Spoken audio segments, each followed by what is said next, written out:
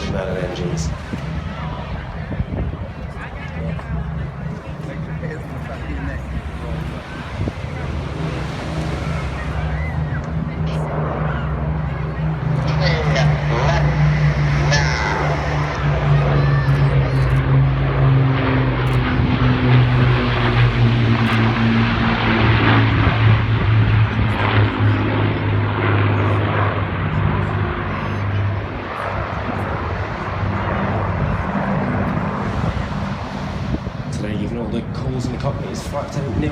Who instructed the fighters on what to do. It's their first part of the manoeuvre, so there's an orbit 360 around 300 feet above the crowd line. They'll be coming back round. The fighters will line up on a crowd right 30. We'll hear the instruction, fighters brake, go! And then we'll get ready for the first of the fighter displays. Now, over 7,000 Lancasters were built. 7,377 to be exact. But only 2 remain flying in the world. The Royal Air Force is lucky enough to have one of them. During the war, Bomber Command suffered the highest loss ratio of any recorded combat. In all, 55,573 men and women lost their lives. Our flight's aim is to commemorate those 120,000 men and women who have given their lives in the service of the Royal Air Force. And here comes a great photo opportunity as they're banking around 20-degree bank, 300 feet. Ready to line up to exit on a crowd ride 30.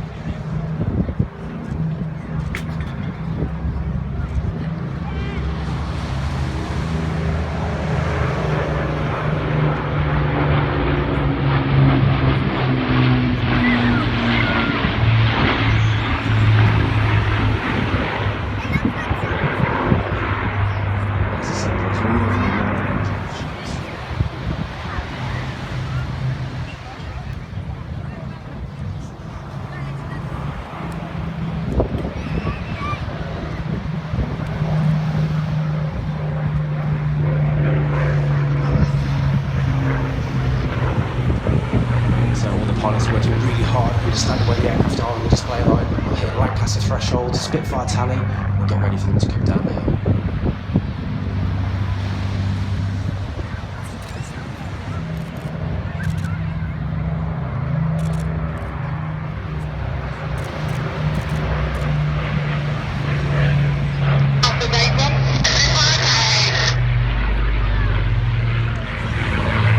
Instructions given, Lancaster data means he's in the centre of the crowd line.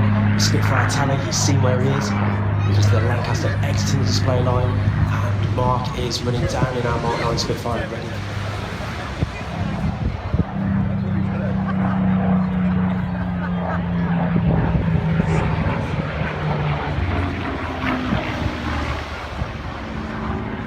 So our Spitfire today is the Mark 9 Desert Camouflage on the Spitfire. Registration MK356. She was built at Castle Bromwich.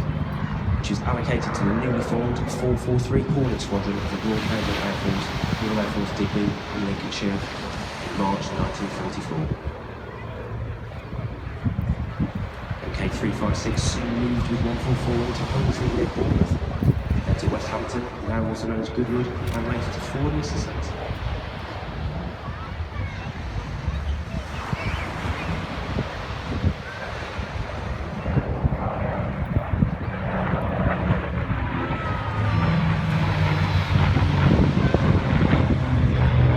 Post-war, MK356 was used as an instructional airframe at Royal Air Force Halton until 1951, and then for the next 17 years was a gate guardian at Hawkinge, Bicester, Locking and Henlow. MK featured as a static airframe in the epic Battle of Britain film, and then joined the Royal Air Force's Museum Reserve collection. However, in January 1992, a complete restoration to airworthy status was begun by a team from St Athan.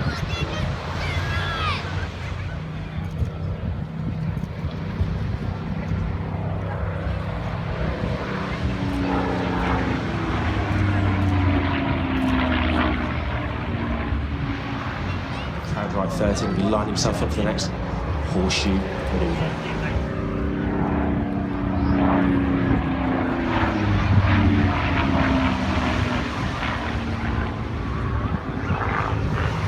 We're very lucky today to have this pilot.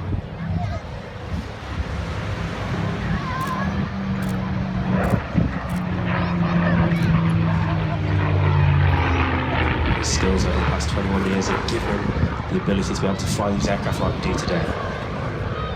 Mark's day-to-day job would be flying Typhoons at Royal Air Force Coningsby, so he has to wind it back slightly. They're used to flying around 9G in our Typhoons, so he's aiming for 3.8G in this aircraft, so he's working hard to keep the aircraft within limits and display it for you guys today. We just had the Spitfire 1 minute tally call, so the Hurricane will be getting ready, crowd right, for the next part of the fighter display.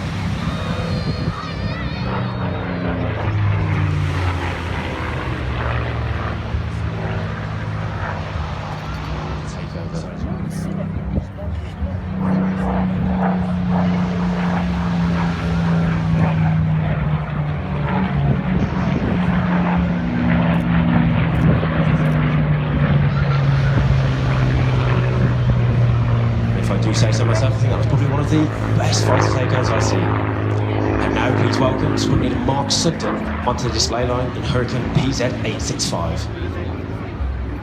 Now we're very lucky to have this Hurricane, as she was the last Hurricane ever built, rolling off the production line at Langley in July 1944, and scripted the last of the many.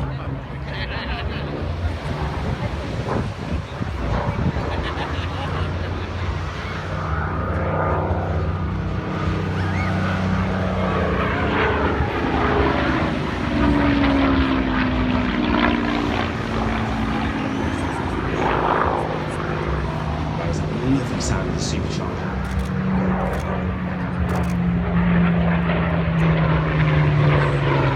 Mark's had a long and illustrious flying career. He was first posted to the Tornado F3 and to 43 Fighter Squadron at Royal Air Force Weekers. During his time here, he participated in multinational role exercises across Europe, the Middle East and the US, as well as conducting QRA in the UK and the Falkland Islands. He was previously posted to Valley in 2007 on instructional duties on the Hawk T1.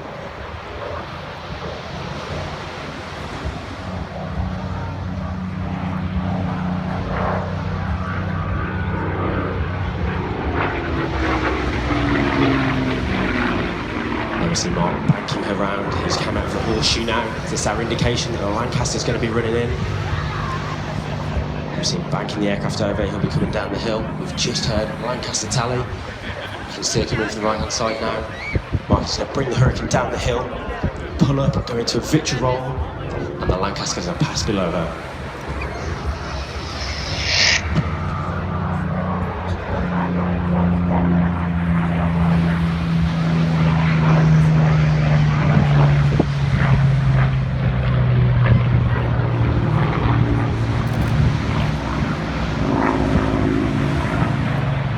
Absolute sight that is. So please welcome the Lancaster onto the display line. Now today we have a crew of 4 on board this Lancaster. We have Flight Attendant Neil Farrell piloting her, Flight Attendant Ernie Wise, initially in Coltishall, moving with the flight to Coningsby in 1976. The words on the side of her nose, on the right hand side, she has a City of Lincoln embezzled on her paintwork, which she will always have. That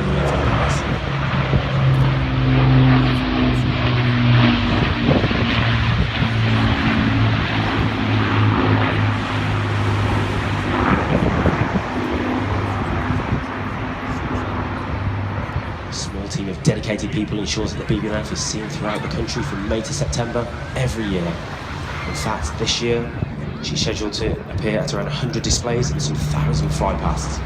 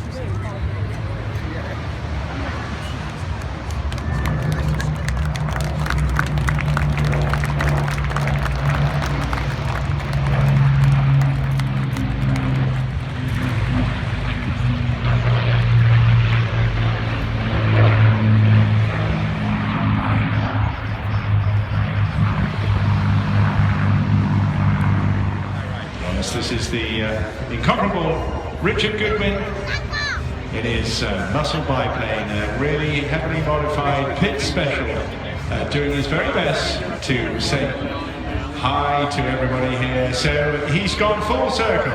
What is going in the middle? Well, I don't be very surprised, but he's a fantastic guy, very passionate about all his activity and his flying, doing a fantastic job. And I think thanking everybody down below him for being such good pals, and also engaging. And yeah, we've got a smiley face, and that message, I can't see a thing, of course, where I'm working like rated engines. Here he goes now, diving in, putting in a lot of rolls as he comes down. Spinning, of course, nothing at all frightening. It is all part of standard pilot training to not only get yourself into it, but primarily how to work out, of course, how to get out of it. And he's done that with great aplomb, and that's just the start of it. He hasn't even, however, got into full action yet. He's the sort of guy that doesn't like to go in a straight line for too long. He'll mix his tumbles and rolls with his roulade. At the same time, his double hammerheads and his pinwheels, they all go into a mixed bag of antics and tricks, and that's going to be performed with you, for you right now. The history of this airplane goes way back to the mid-1940s, when Curtis Pitts invented this particular aircraft, and from then on the first flight was in 1944. The Pitts Special dominated world aerobatic competition right throughout the 60s and 70s, and even today remains, as you see, a potent competition aircraft in the lower categories.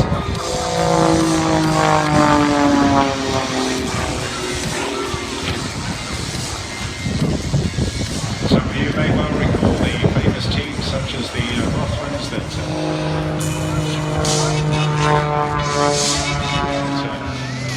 many people increased the power, went up to 180 horsepower in the 60s, and changes to the aerofoil made it a little more exciting to fly as well. First S2A was produced in 1971. This particular aircraft, S2S, is 18, just 30 of these aircraft are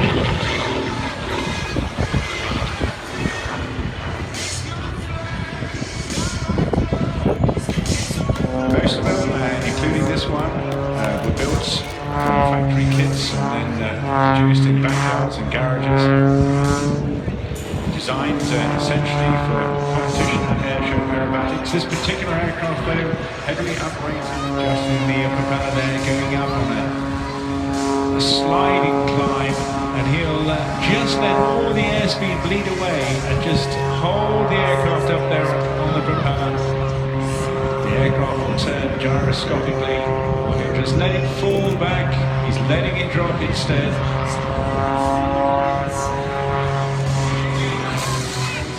You've got a helmet on 6 times the weight of that. Your arm is different to moving. You're also going as far as -5 as well. The other way, you can't do much at all to prevent yourself. Coming up into a launcher back here, otherwise known as a Czechoslovakian headache. The strength comes from the box-like structure of the wings. The top and bottom wings are connected by diagonal steel wires, and that's what gives it a very rigid construction.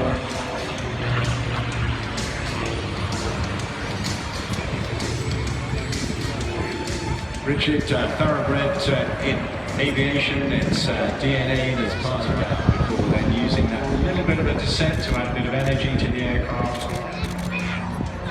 His father was a famous aerobatic pilot in the Royal Air Force, flying Lightnings and Hunters. Richard himself went into the Air Force after studying engineering, and he flew the Tornado before becoming a commercial pilot with an international airline. Eagle for many years, working up his aerobatic routines, and then getting this really uncomfortably. You can't imagine what it's like. He's making it look very, very easy, but he's hanging in his straps as he goes all the way down the flying line here. The blood absolutely pumping into his head. Very, very uncomfortable position to be in. But pushing out over the top there, he'll transform all that in a moment to, once he's got the speed, back into positive energy. Sliding away.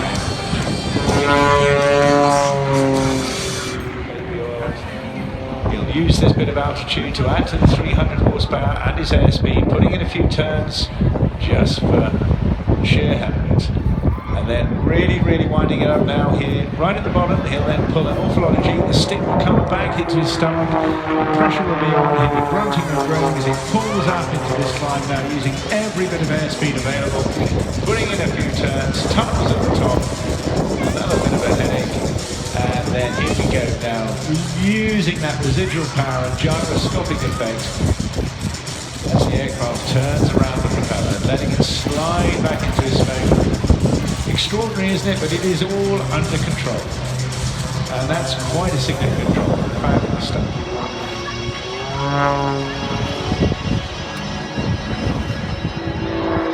Very intense and passionate aviation was Richards, and great to see some of his family here this weekend. We hope you've had a great time with him as well. We certainly enjoy hosting him all around the country. He does all the aircraft work and modification himself. Huge improvements to this machine, as well as the engine, the titanium landing gear, new induction. Huge wave off a signature farewell. Richard Goodwin in the muscle biplane.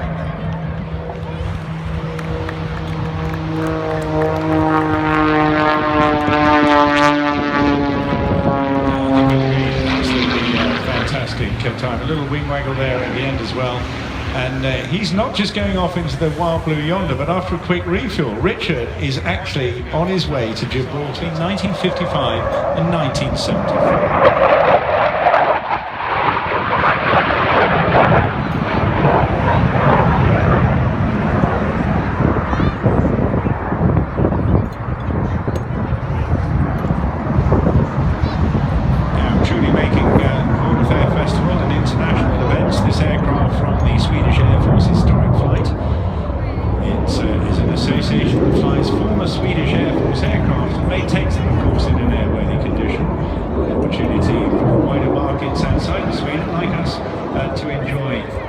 These historic aircraft.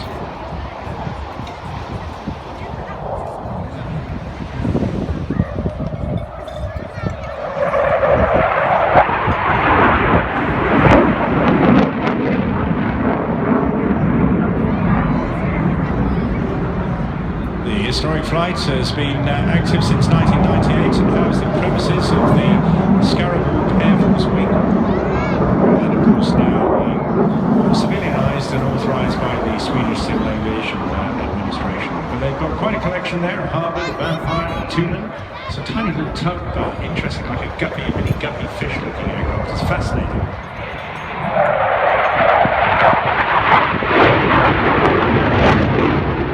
In addition to this, can you see here, they also operate a Hunter, bigger, Sapphire, Saab 105, and right at the tail end, the Scottish Aviation Bull, Saab 32, the Lancaster.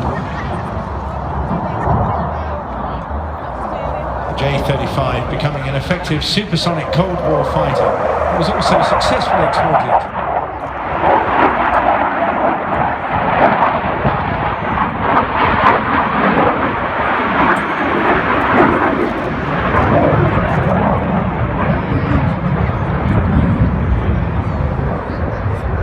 Other countries that operated this, including Austria, Denmark and Finland. Over 650 of them were built. They didn't retire from service in Austria until 2005. So quite a legacy, quite an important aircraft as well in many ways, because Sweden foresaw the need for a jet fighter.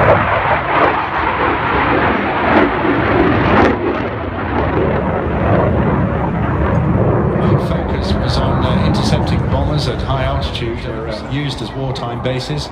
And also for refuelling and rearming to be carried out in, well, in the region of 10 minutes or even less.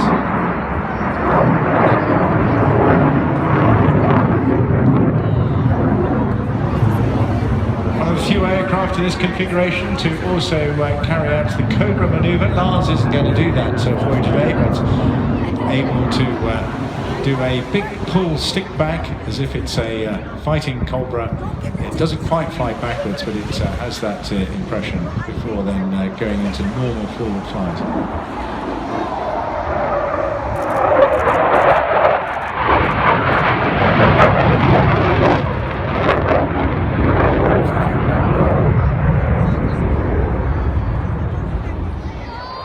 Well over 5,000 hours now.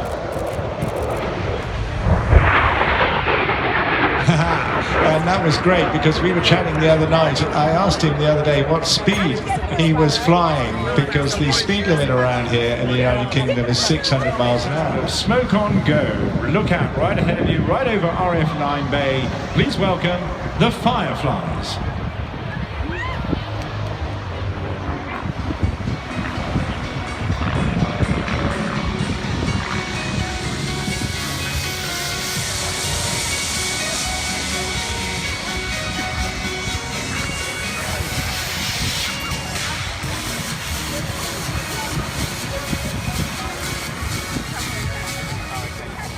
I think you'll enjoy this with its grace and delightful shapes that John Gowdy and John Dodd will now perform for you in two lovely little aircrafts. They come under the Vans collection of aircraft. These are RV4s.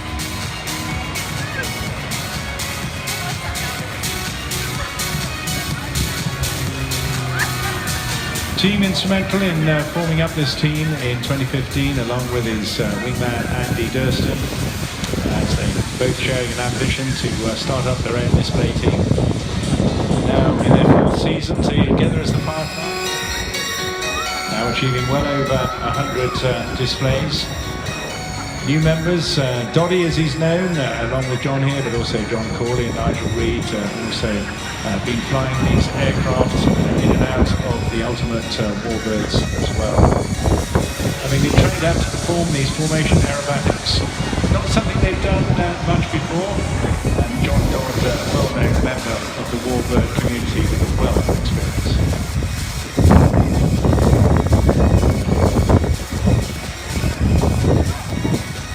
Yes, John Dodd grew up in Scotland, and during his school years he was a keen on extreme thanks to Wave 105 for sponsoring this display for you today.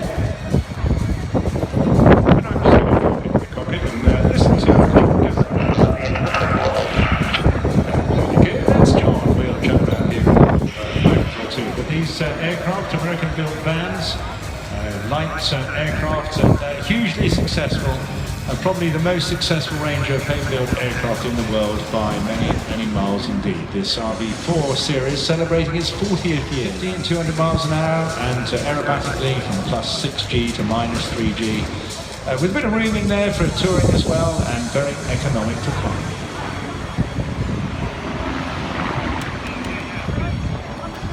Lovely split sequence here where one John pulls up early, the other one continues, and he'll tag along the back very neatly. And this is what appears syllable, that final just hint of a word, up, and it's on the book of that.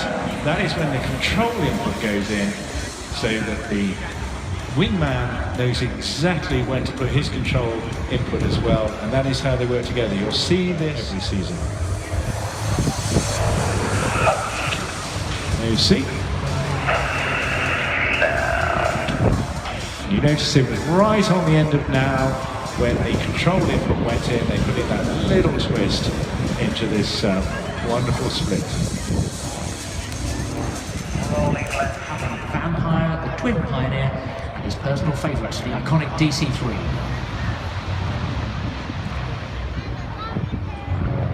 He was a member of the Twister duo team before forming Fireflies with Andy Durston, as George said to you a little while ago. And when he's not displaying for you here today, he's an airline pilot flying a Boeing 747 out of him. Although not many of you would have appreciated that.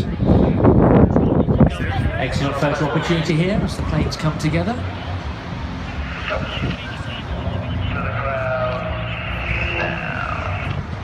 It's just a lovely, relaxed voice, isn't it? But of course, it's come as a result of all those hours of practice, and a huge amount of trust is required between each of the team members. It's very comfortable doing this, and they've performed it so many times, and it's always a pleasure. Wonderfully synchronized flying.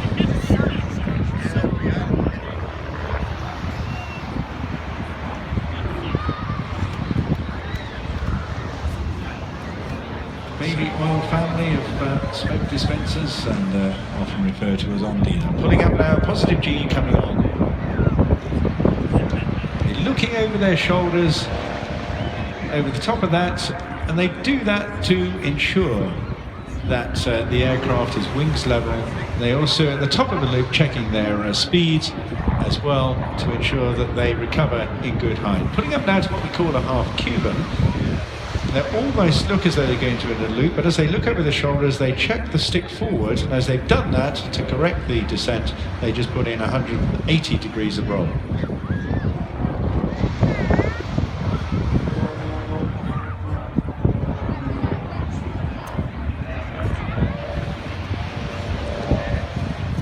You may have picked up, he mentioned that he was going to roll out on the B. Now the axis we use the smiley face manoeuvre to show their appreciation to all of you down there, passing their love. You can guess what's coming.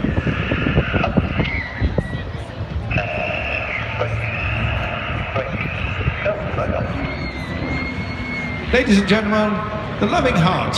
You've been watching John Gowdy and John Dudd, the Fireflies.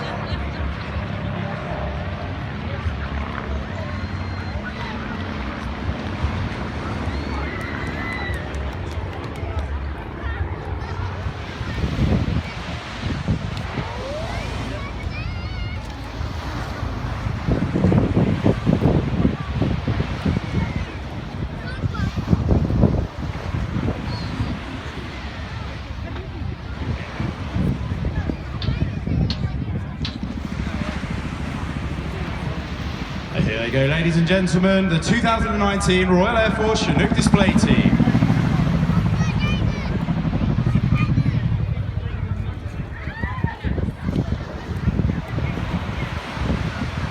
It's a good time to give them all away before they break away to our left.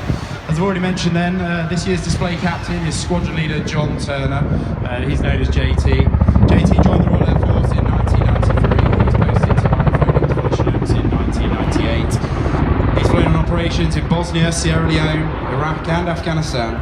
And most recently, he was out in the Caribbean in 2017 undertaking. Pitching that nose up again by 45 degrees, this time with a pedal turn around to the left. This particular manoeuvre then just enables him to dissipate energy quickly, and for those of you at the left-hand end of the beach, you'll have seen him turn the aircraft in a relatively short distance.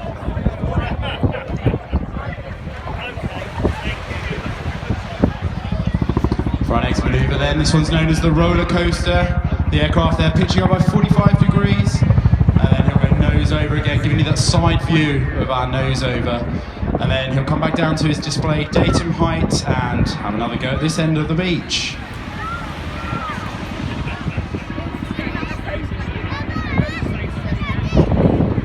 Just hear the sound of the transmissions whirring there as the aircraft works hard to change its configuration.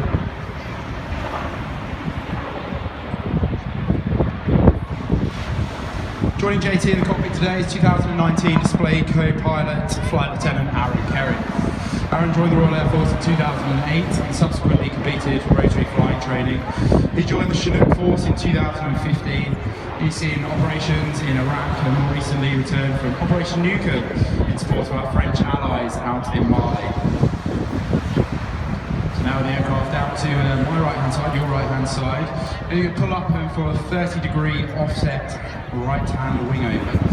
This has got JT looking out the right hand side of the aircraft and finding his display line and his data as he brings the aircraft back round, descends to the correct height and brings it back up to speed. And she runs back along today, ladies and gentlemen. You can hear that waka waka, that famous sound of the Chinook. Synonymous with the aircraft, and it leads to our Twitter hashtag #PlaneSlap. For those of you that are wondering what the orange hand stickers are that are around the bazaars, please do come and see us up at the RAF Village and get your own. And in a little bit of time, you're going to see the reason why we're giving those out. And this is just the guys breaking away to perform a 60-degree offset wing over away from you here at Crowd Centre. So flown by the pilots in the Royal Air Force, the Chinook is actually operated under the Tri-Service Joint Helicopter Command. It remains in high demand due to its large cabin, capable of carrying up to 40 fully equipped troops.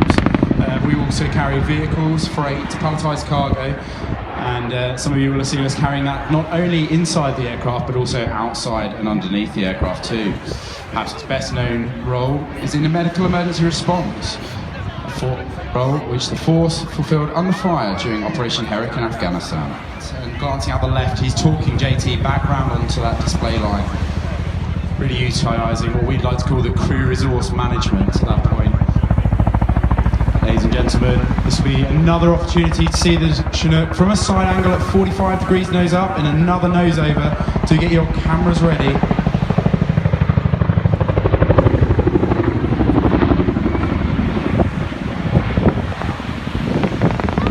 You see today really demonstrates how manoeuvrable this extremely large helicopter is. Most of it is born out of tactical skills employed and perfected on operations around the world.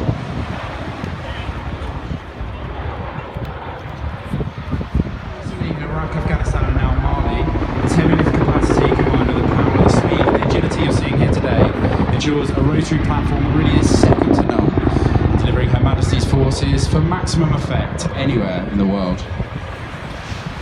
And the crew now whipping the aircraft onto a low-level 360-degree orbit.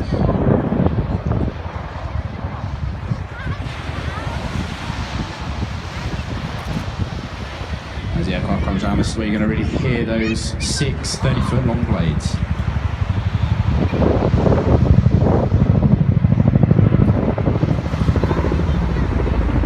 The aircraft runs back to our left there, and this is one of the pilot's favourite manoeuvres in this aircraft. It's really useful for us on the battlefield when we spot troops late. It's the nose down quick stop. So you'll see JT's brought the nose back up there, initially decelerating the aircraft, and then he puts in a little bit of right pedal and a little bit of right stick, and essentially does our version of a handbrake turn.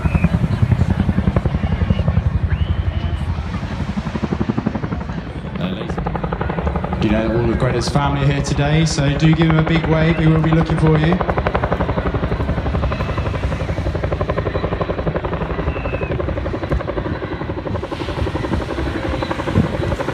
So normally we'd have 2 crewmen in the back of the aircraft and 2 pilots in the front. Today we just got the 1 crewman.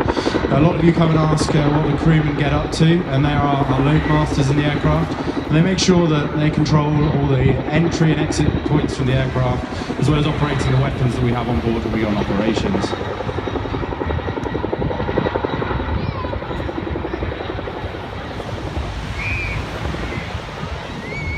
One of the things we pride ourselves on in the Chinook forces though, with the nose low towards you all here at Crowd Centre, before breaking away hard to the left.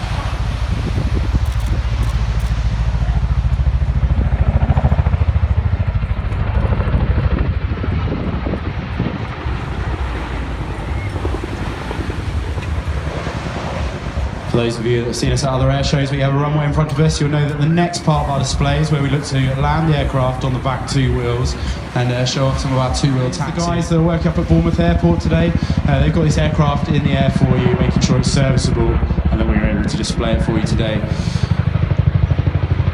They're led by our Chief Technician, Lee Edgerton. He joined the Royal Air Force in 1990. He's worked on Phantoms, Tornadoes and Pumas, although he's been with the Chinook Force since 1997. It's at this point I must mention all of those at RAF Odium, just up the M3.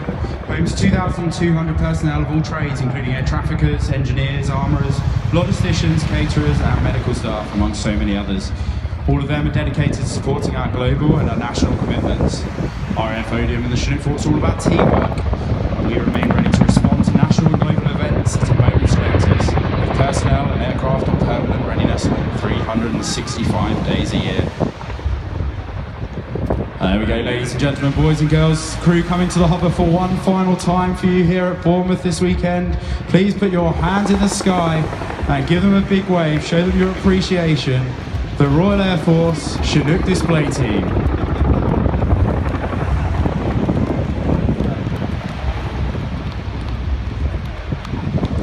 With that, I must also say my goodbyes. It's been an absolute pleasure for us to be with you here at Bournemouth this weekend. Our sincere thanks go out to the event organisers, the Flying Control Committee, and of course all of you here on the beach watching our display. If you'd like to know more about the team or about Royal Air Force Odeon, please do follow our Heritage outfits, the hangar there at Biggin Hill. In the hands today, Phil O'Dell, the Chief Test Pilot of Rolls-Royce.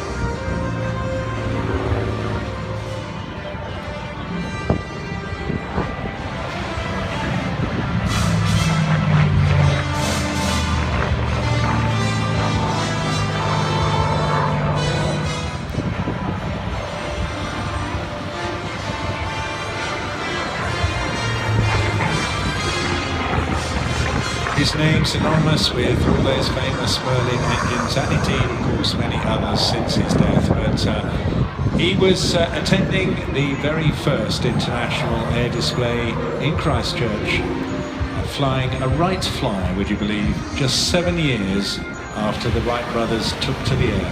An extraordinary achievement, but leaving a legacy there. And if you have time, and it's not playtime, then St. Peter's School honours that with a memorial in their own grounds.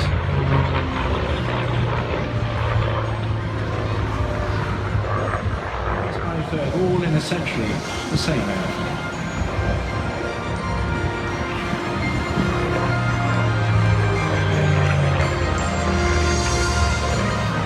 The aircraft you see here today, built at Castle Bromwich, a famous factory, late in 1944, allocated to its first squadron, 183 Squadron, on June the 24th, 1945.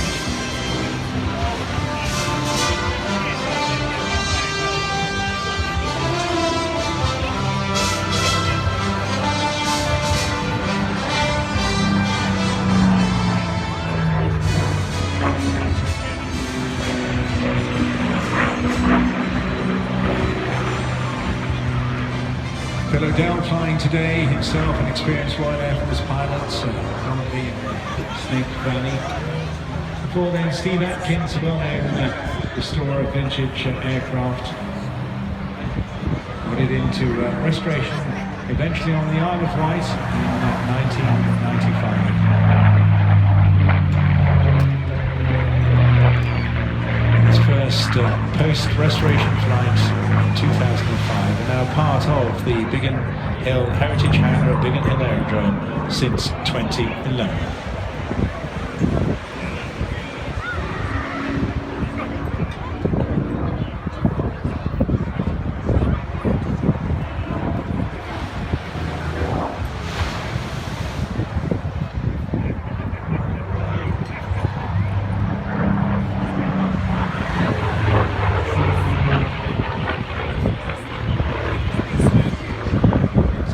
Probably the most successful fighter design ever, and certainly as the most famous and charismatic of all time. Pulling in front of you now, Phil O'Dell in the Spitfire.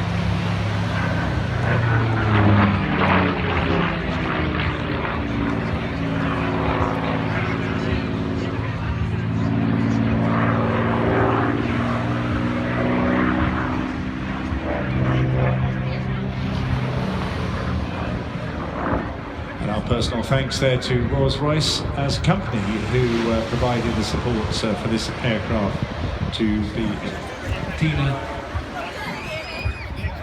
Unique pair of jets, these with extraordinary histories, really linked to the Middle East.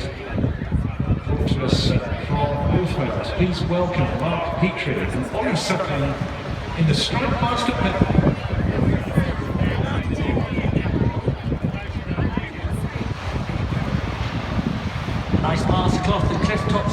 Strikemaster pair today. Mark and Ollie, really looking forward. Saw them this morning, really looking forward to displaying for you for the final time here in Bournemouth.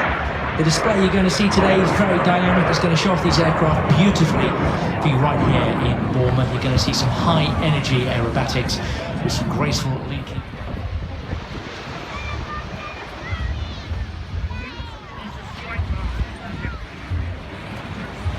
Mark leading the display for you in GSOAF. You can see its tail markings, Strikemaster belonging to his flying club in North Wales Military Aviation Services.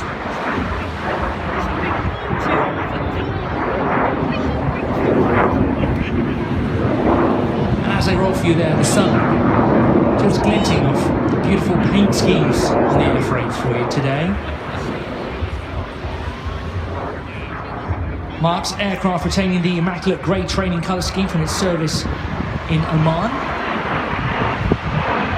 And it's actually the youngest of all the Strikemasters with export success all over the world and was successfully flown in combat operations including the Oman and the Yemeni wars.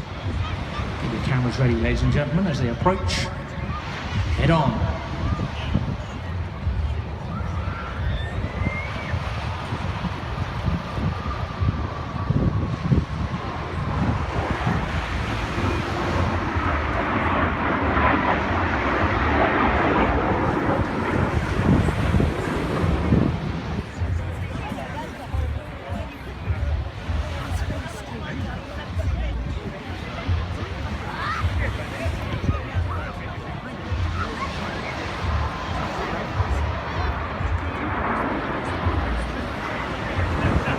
So leading for us today,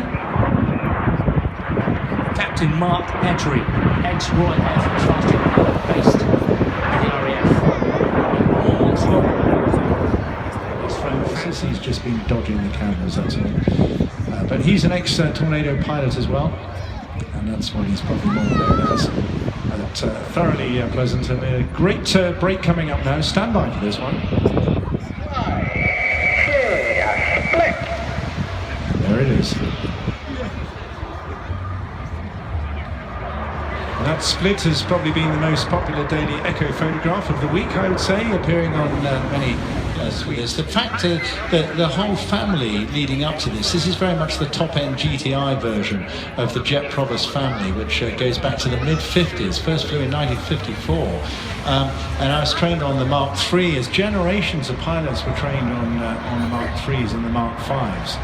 But not on the combat ones. This is very much, as you've explained, an export version with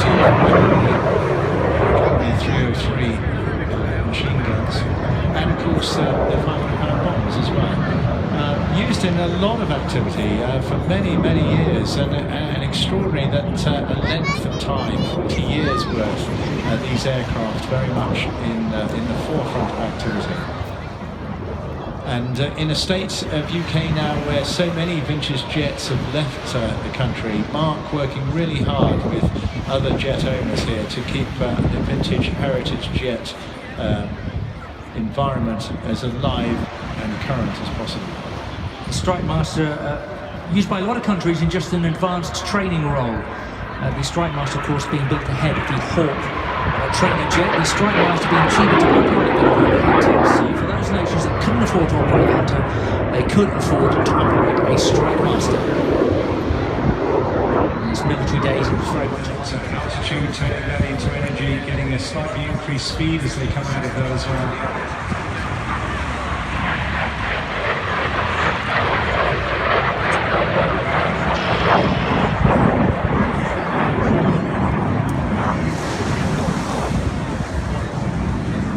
It's great to have a pair displaying together, George. It's not something that you see very often, is it?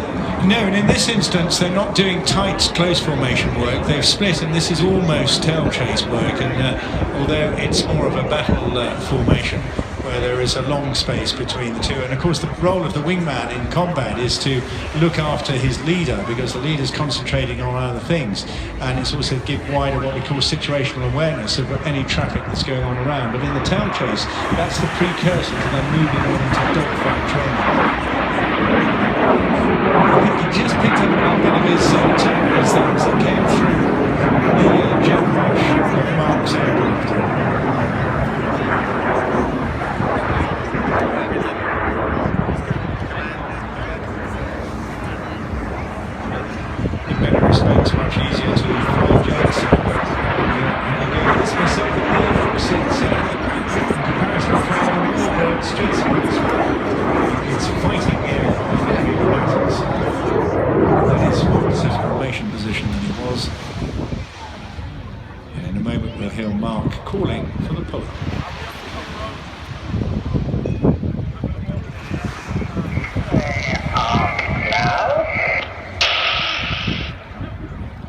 stand by for the break. You've been watching the Strikemaster panel.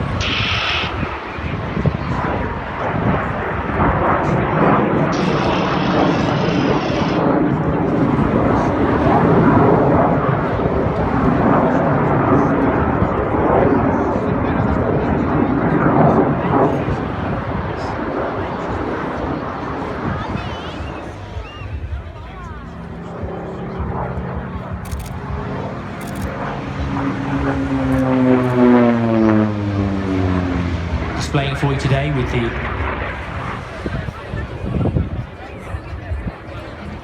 undertook its last flight as a German Sea Fury stalled in Cole Airport, unregistered, and then prepared for ferry to the Royal Navy.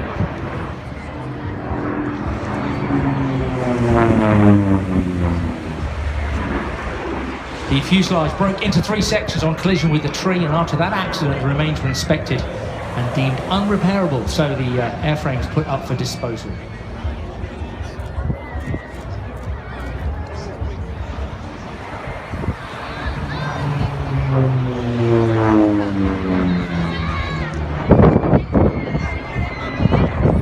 The Sea Fury was cleared for operational use in 1947 after trials with HMS Illustrious, and featured a strengthened arrestor hook at the back of the fuselage, essential, of course, to slow down the Sea Fury as it landed on the carrier deck.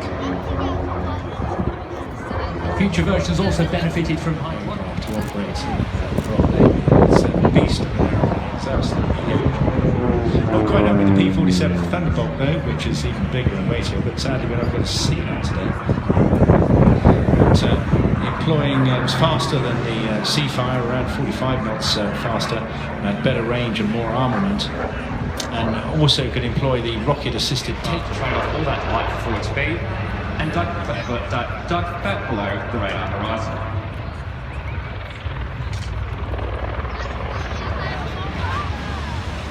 Chris now conducting a number of wing overs, showing the manoeuvrability and agility of this aircraft.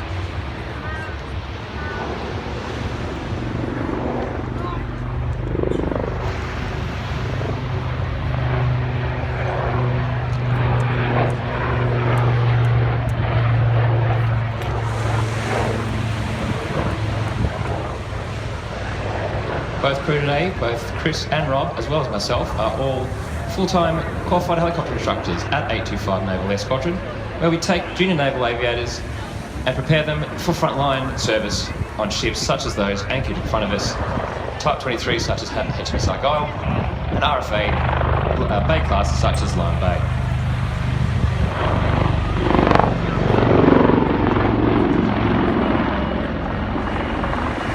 Just now conducting another cycling climb before entering into a 360-degree spiral descent.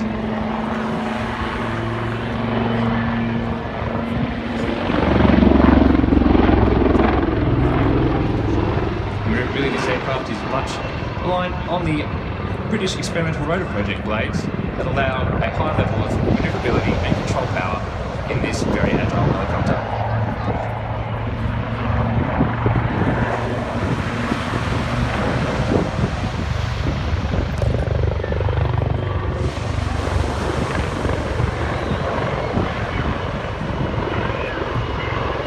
Now bringing the aircraft to a hover, where he'll then bring the aircraft into some rearward flight. Ladies and gentlemen, boys and girls, this is a fantastic opportunity to show your appreciation to Chris and give him a wave, as he'll be certainly looking towards the beach at all of you as he moves the aircraft up to 30 knots in this direction.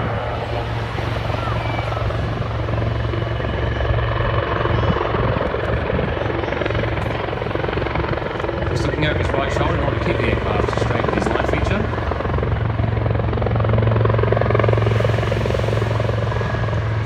Right paddle and turn the aircraft into the direction of travel.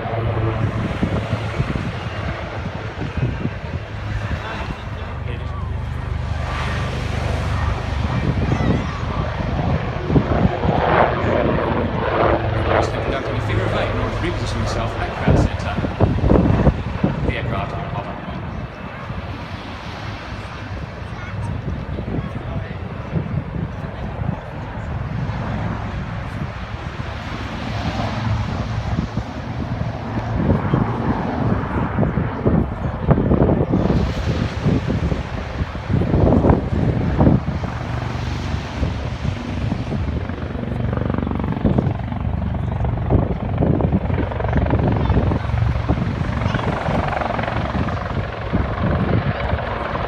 manoeuvring the aircraft rearwards and up in order to shortly perform the bow. This is Chris's tip of the hat to all the ladies and gentlemen that have come out this weekend to watch our display and taken the time to come and meet both us and our maintainers.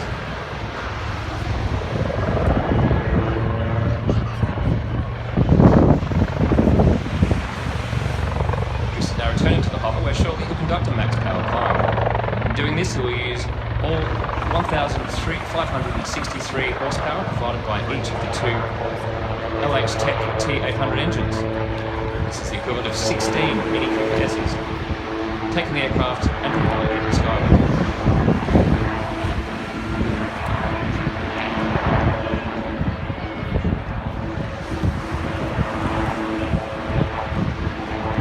Another faceful of ocean as Chris performs another nose over before repositioning the aircraft for a 270-degree wing opening.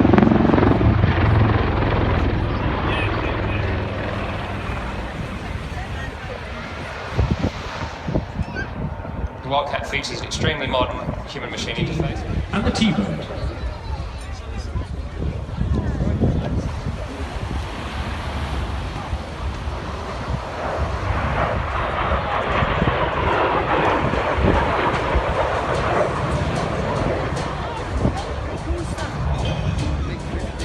His representation of what was called MiG Abbey.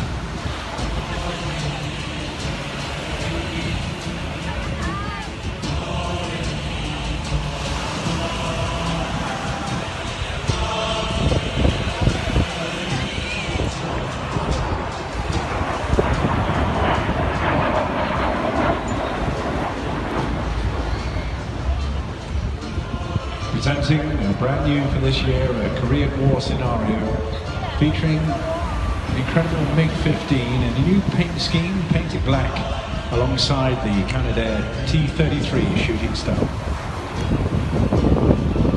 Two aircraft will perform a formation display and then go into a dogfight scenario, as well as individual solo displays in remembrance of the air war over Korea.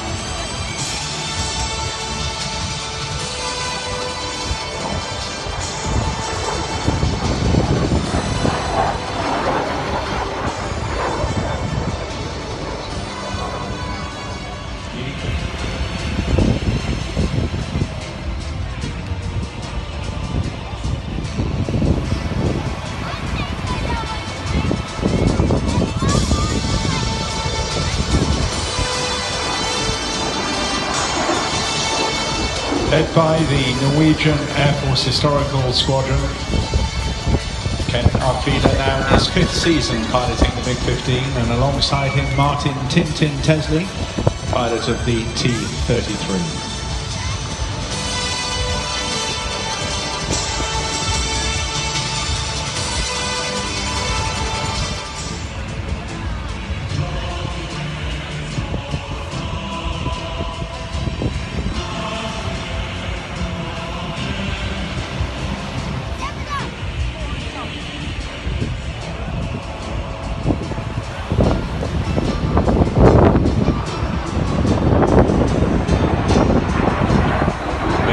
Itself is believed to have been one of the most widely produced jet aircraft ever made.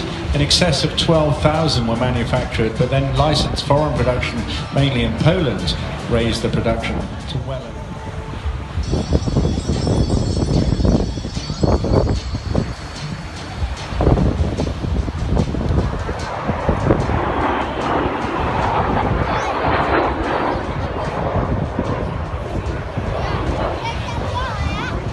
Of an impression of what the air war over the Yalu River in North Korea, named as MiG Alley, may have looked something like this. The term MiG Alley was given by the United Nations to pilots in the northwestern portion of North Korea during the Korean War. was the site of numerous dogfights between UN fighter pilots and their opponents from North Korea, including many unofficially crewed by Soviet airmen alongside pilots of the People's Republic of China.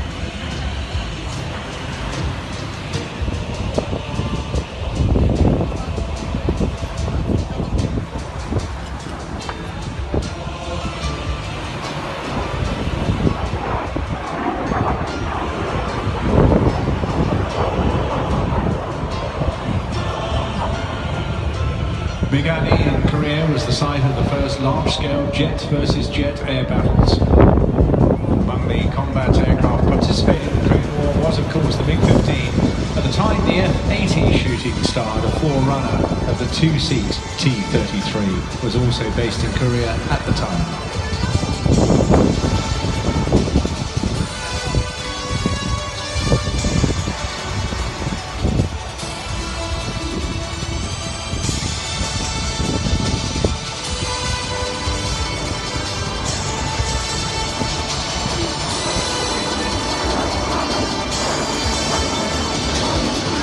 Big Ali produced many fighters.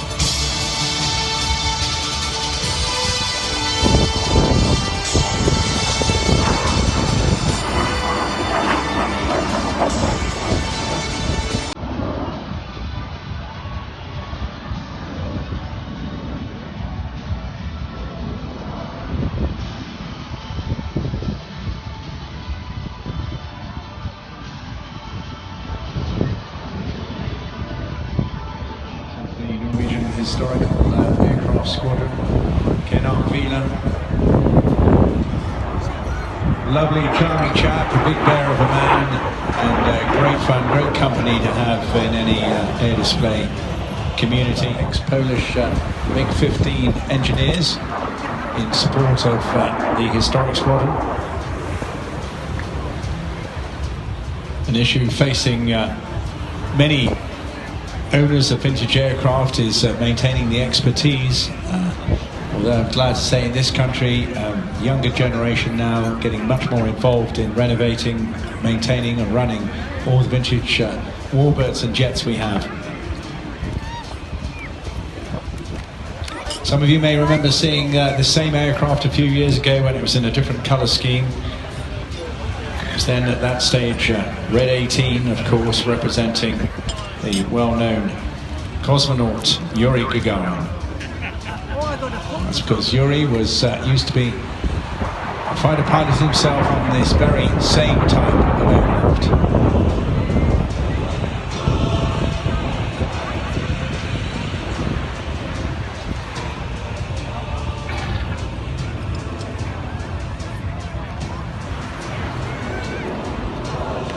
Why have the Norwegians got it? Well, it really goes back to them sharing the border between northeastern Norway and Russia. The many encounters between the Royal Norwegian Air Force and the Soviet aircraft during the war.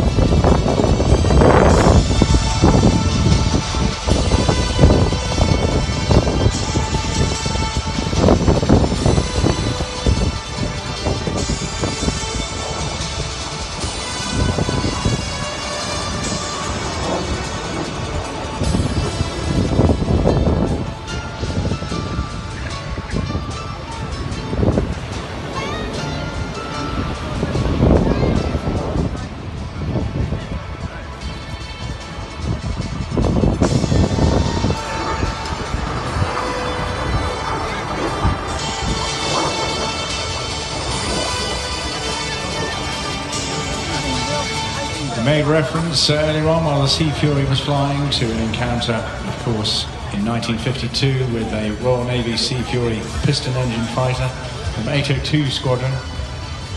Pilot said, "I saw Mick get right behind me as if he wanted a dogfight. Big mistake. The jet can't dogfight with a Sea Fury." And he was right.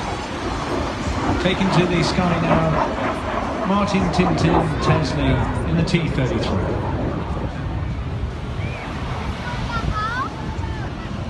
Yes, the T-33, a Canadian licence-built version of the Lockheed T-33 Shooting Star, the jet trainer aircraft called the T-Bird, in service in the 1950s to, can you believe it, 2005, and the Canadian version powered by a Rolls-Royce Neen 10 turbojet.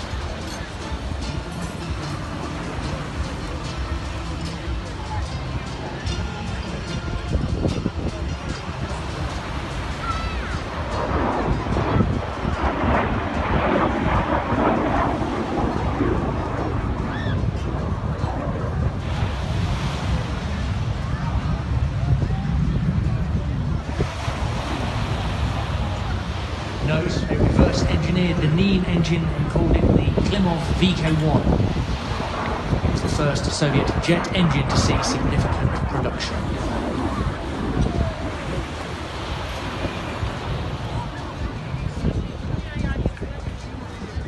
T-33 entered service in the Royal Canadian Air Force as its primary training aircraft for fighter and interceptors. The RCAF named it the Silver Star in honour of Canada and the British Empire's first flight of a heavier-than-air aircraft, the AEA Silver Darts.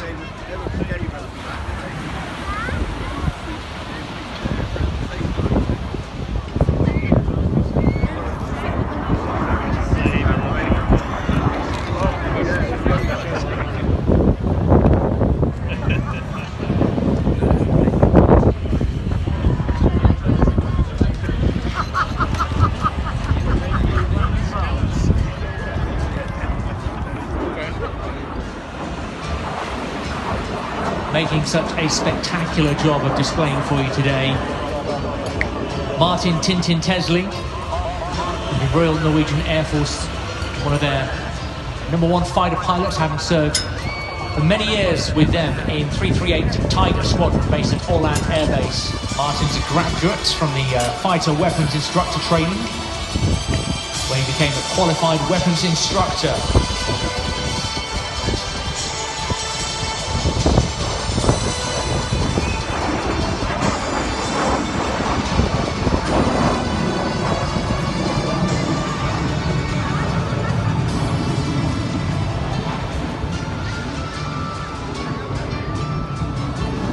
Tintin has taken part in operations in Serbia, Afghanistan and Libya, holds the rank of Lieutenant Colonel, and is one of Norway's first F-35 pilots and the first Norwegian F-35 squadron commander based at Luke Air Force Base in the United States.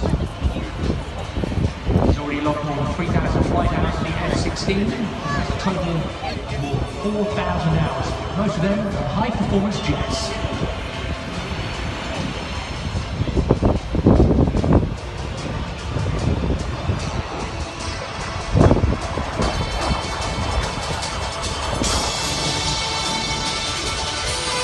Martin joined the Norwegian Air Force Historical Squadron back in 2010 and has a true passion for flying these fantastic craft. And performing something very different, certainly not seen regularly at seaside air shows, that's for sure. Now, John Gowdy, who was flying earlier on, would normally be leading in a P-47, but isn't now. He is leading in a Spitfire, but he's surrounded by one other Spitfire, of course, his good friend Dave Pilliston. Richard Grace in the Bouchon, Andy Durston, the TF-51 Mustang, the ultimate Warbirds.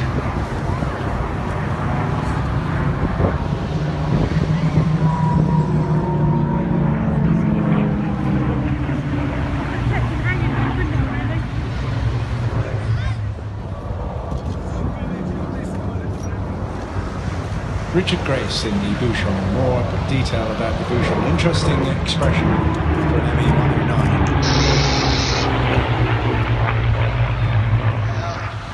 Here it comes.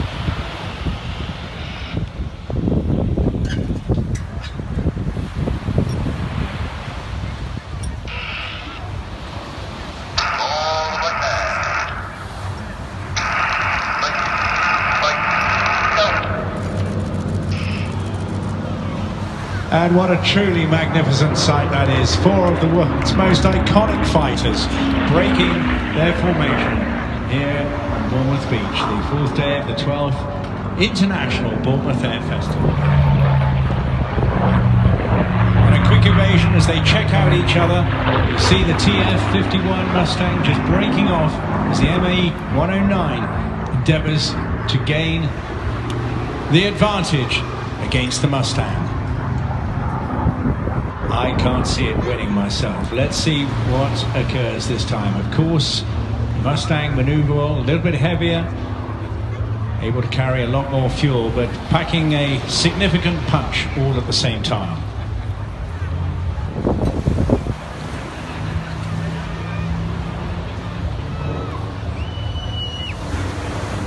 All the rules of combat, of course, embedded in the all fighter pilots' minds, using height, using the sun, sparingly using the ammunition available, making as much as possible out of the short bursts available to them. Keeping the eyes on where necessary, the ME-109 nudging in a little closer to get some shots away. Height just to build up a little more momentum and energy. The reference to Bouchon, of course, to the license bill production of the ME-109 by Hispano in Spain. It's the result of collaboration following the Spanish Civil War. The ME-109 initially flying on the Rolls-Royce Kestrel, but then, of course, with some open trading going on and making good use of its relationship with Rolls-Royce and embracing the Merlin engine. Very close on the tail. This time though, Mustang using its mighty speed and power to gain altitude far more swiftly than the 109 is able to achieve itself. Using that height advantage again, the Mustang able to reposition.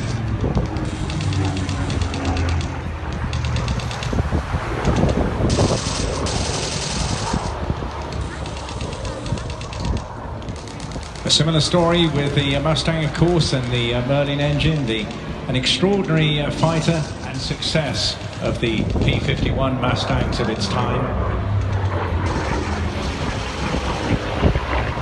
The Merlin engine then being built under license, and you'll hear reference to Packard Merlins, the company that built them, taking that on.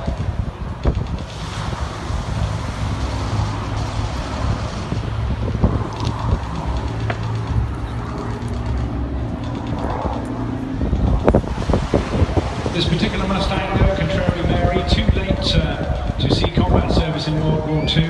One of the last Mustangs constructed, and you can see a successful hit being achieved there with the ME-109 in perilous trouble as a result of that contact. Believed to have served with the 45th Tactical Reconnaissance Squadron at Kimpo in South Korea during the Korean War, continuing dual control, but running in now from the left-hand side, the Mark 9 and the Mark 5 in the hands of John Gowdy and Dave Cookston. Two iconic silhouettes in the sky above Bournemouth as we welcome those two Spitfires to display for us now on their own. The great Spitfire ML407, originally built at Castle Bromwich in early 1944. A single-seat fighter and served in the front line of battle throughout the last 12 months of World War II with 6 different Allied squadrons of the RAF 2nd Tactical Air Force.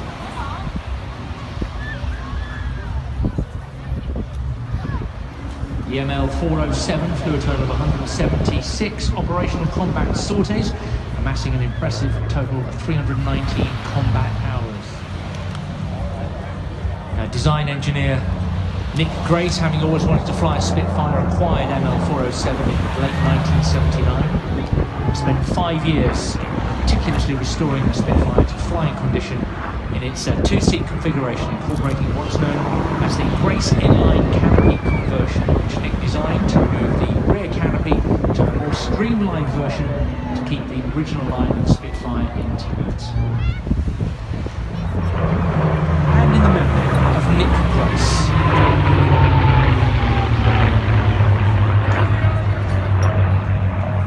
I run the Spitfire, the EE602, built by Westland in Yeovil. The Mark 1 that was restored at Duxford was found in the sand in Dunkirk some years back, and countless stories. 4118 Hurricane found in India, brought back to England, but now a chance to see all four in formation once again.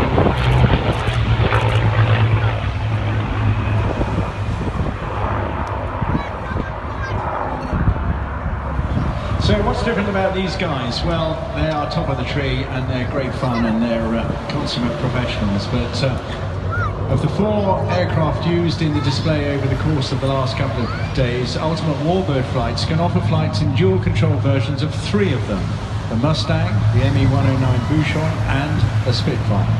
Bespoke packages are available and even include the opportunity to experience a dogfight very similar to what you've observed already today, or in another aircraft if you wish. All you need to do to check out more about that and maybe have a go, just go to warbirdflights.co.uk. Now John bringing the formation back for almost the final opportunity. Perhaps before we do something a little different. We've yet to see that. John leading the display for us, and interesting. He's been flying displays since he was 18 years old and actually entered the world of warbird flying through an invitation to aviation since he was born. And then Andy Durston bringing up the rear here in the TAB 51 Mustang. Slightly different career for him, going through the Royal Navy, flying Tucano, Hawk and Harrow. And like many others, now working for a well-known commercial airline.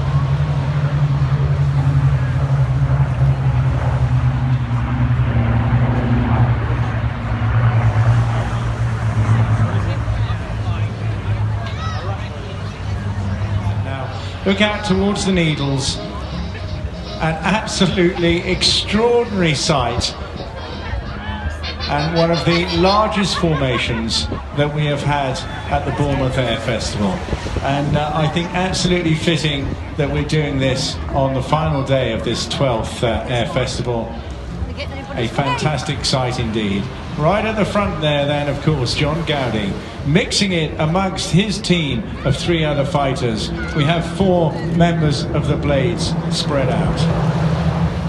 That's quite impressive, isn't it, George? I think, certainly from a pilot's point of view, matching the performances of all of those different aircraft is quite a challenge, but that is a particularly beautiful formation setup. Spitfire leading with the 4 extras, 2 on either side, followed by the Mustang, and then the Bouchon and the Spitfire. Wieldiness, of course, on the outside of any formation. The guys generally working a little bit harder than the chaps down the centre line. But nonetheless, speed control essential. A lot of different performance curves amongst this collection of aircraft as well. Probably the most agile being the extras, of course, on the left and right wing of the leading Spitfire. A fair bit of turbulence. Ladies and gentlemen, I don't know what to call this. Let's just call it the most extraordinary formation we've seen here at Bournemouth. And a real pleasure and a delight. And I see hundreds of cameras clicking away there. And I've little doubt that the people in the boats absolutely blessed with a phenomenal noise passing over the top of a special treat indeed. Our grateful thanks to them. Whatever you've got, hats, coats, umbrellas, you know the score, ice creams, just give them a massive wave as they just dip in a little bit over to give you a bit of a topside view. 8 pilots, 8 aircraft, the most unique formation, beautiful. The ultimate Warbirds together with the Blades.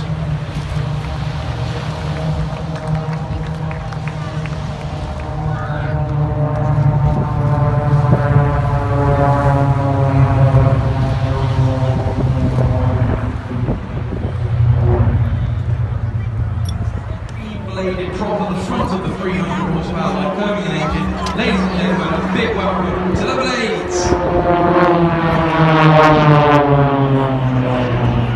So, Andy now call up Kirsty and Mike on his wing into the box formation with James at the back in Blade 4. This is the box loop.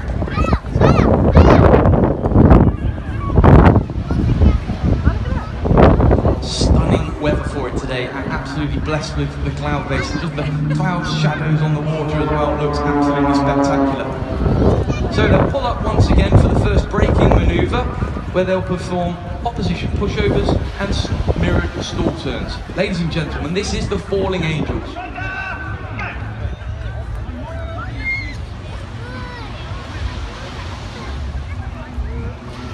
Now as they come back down to earth, everybody get your cameras ready if they're not already. They are coming directly towards us at full speed here out of the bottom of Falling Angels for the crossfire break. Watch this.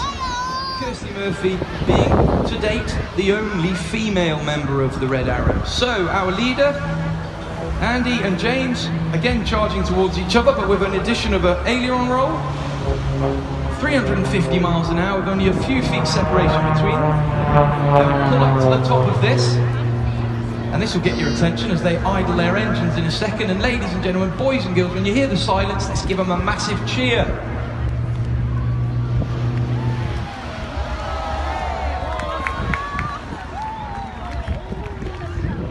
I love that sound change where they bring back. James, a New Zealand native, was the youngest fast jet pilot to qualify in the Royal New Zealand Air Force at the tender age of just 20 years old.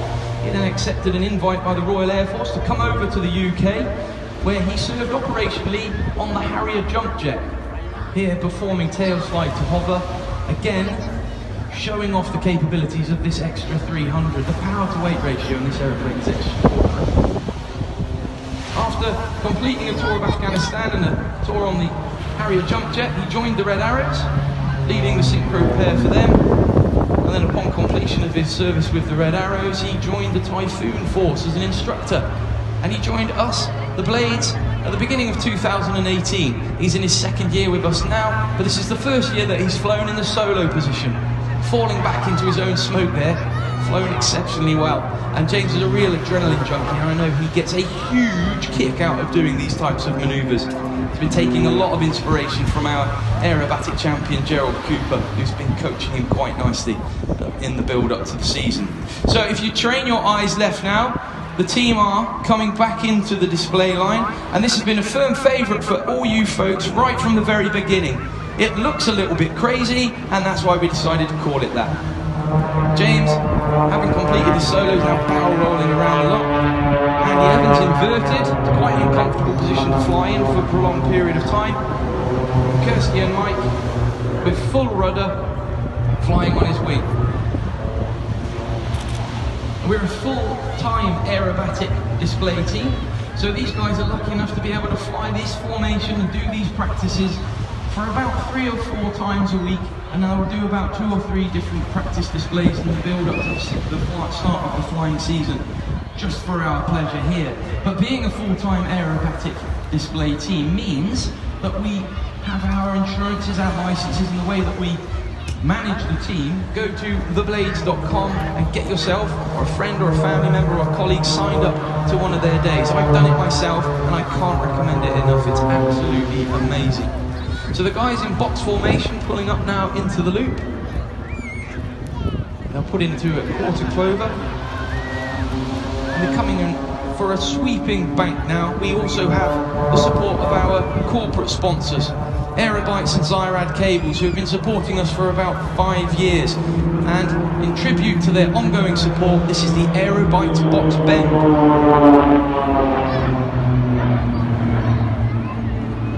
Today with lots of excitement and anticipation. So, Charlie, here's to you.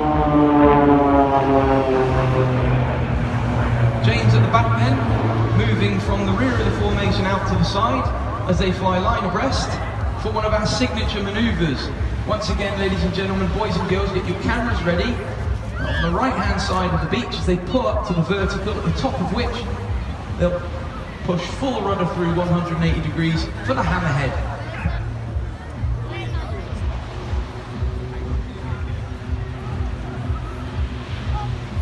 So from line abreast to line astern, they'll now start following each other for the snake as they do precision formation loop up and down the crowd line, up and down the beachfront here.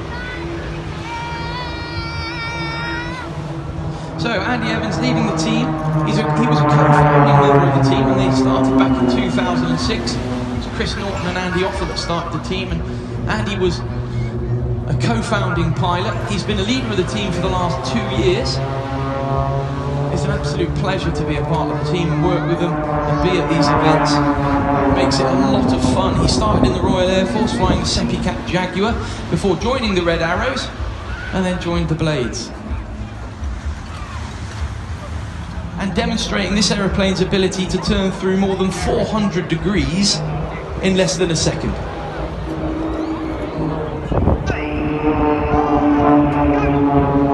Andy there calling the team into roll.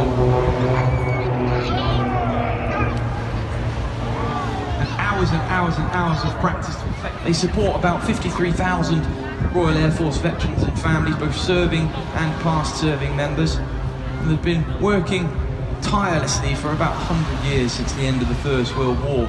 So through the centre of the heart then, blades 2 and 3, Kirsty and Mike, smoke on. This is one of my personal favourites. This is the barrel to split. Watch the break they do at the end of this, coming directly towards us now.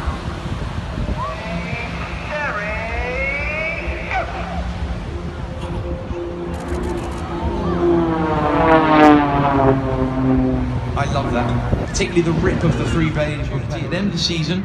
For Mike Ling to hopefully pick one of you, and you'll get the opportunity to fly with him at Sywell in Northampton. So ladies and gentlemen, the guy's pulling up for the final manoeuvre, which is the champagne split.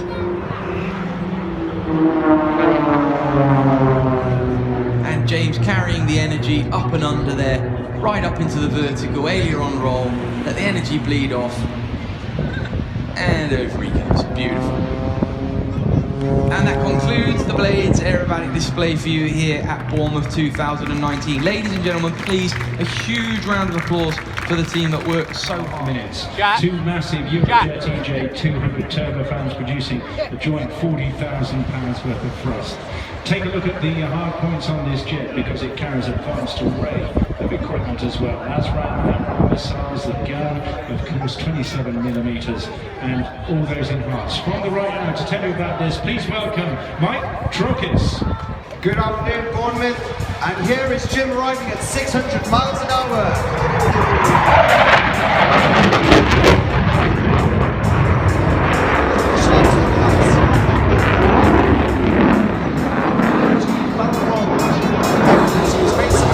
Last year, and starting this new sequence is the Derry Triumph.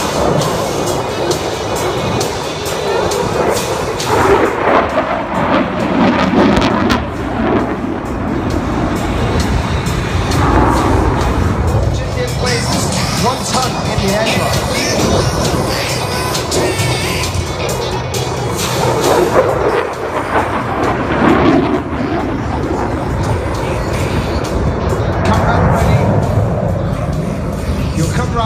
And then pull a high G back. So look out for that flow of pressure building up wings.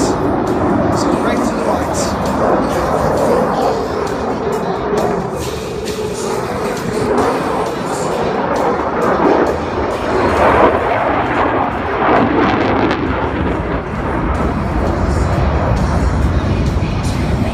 With over 1,000.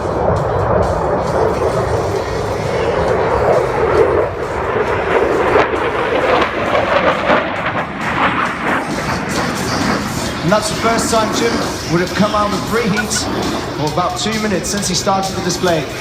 And if you look to your left, he'll line himself up for the high-speed pass. Here he comes.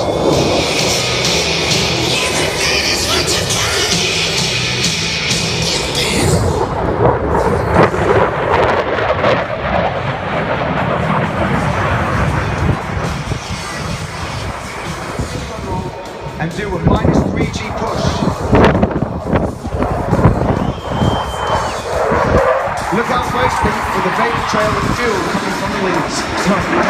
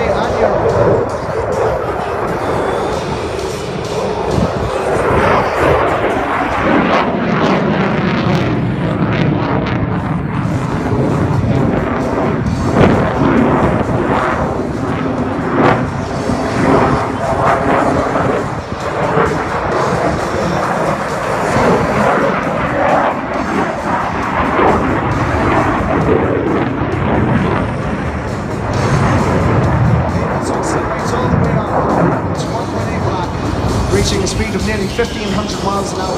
If you felt dizzy before, get ready for 1,440-degree aileron roll.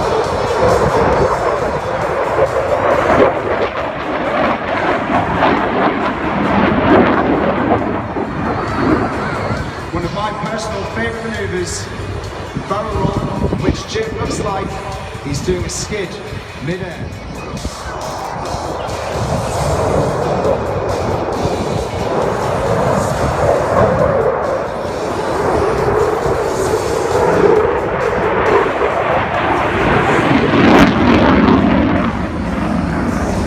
Also at this air show,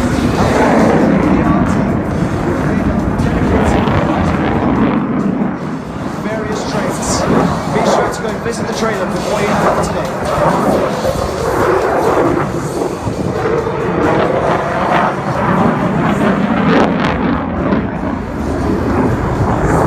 2019 Typhoon display at Bournemouth Air Festival.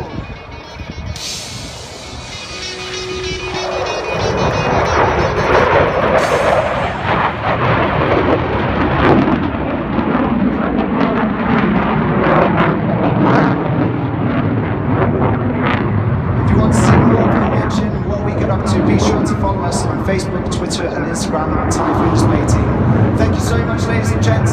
It's been a real pleasure and an honour to be here since for the first time since 2016. And our grateful thanks to Corporal Mike Trocus there for leading us through that outstanding display. Put your hands together, not just for that Typhoon, which is exceptional, brought to us by Morgan Sindall, but to the entire command and management of the Bournemouth Air Festival. This 12th year, 4 days of fun, frolics and outstanding aerial activity and entertainment right through the entire area from door to door.